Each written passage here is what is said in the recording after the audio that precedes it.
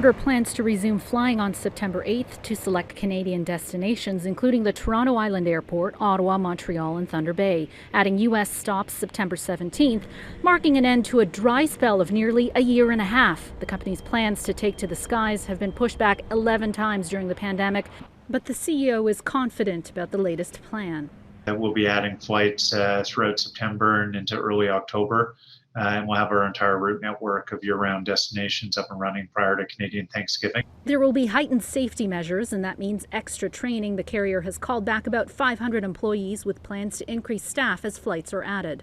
I got sort of anxious at times to see if and when this day would happen. Dave Robson has worked for Porter for 8 years. He's looking forward to seeing his colleagues and passengers in person.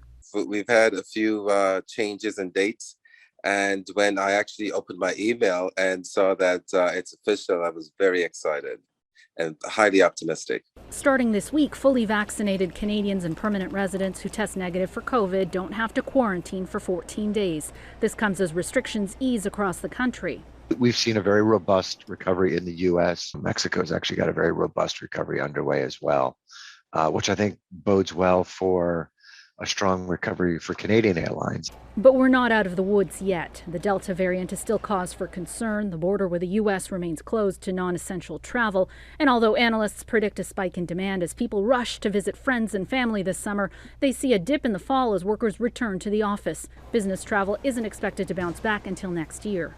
And we've had an enormous response from passengers, that are excited to move again. Will we be back at 100% on day one? Absolutely not. But we do see a fairly, rapid recovery of traffic once it's safe to fly. And Gaviola, Global News, Toronto.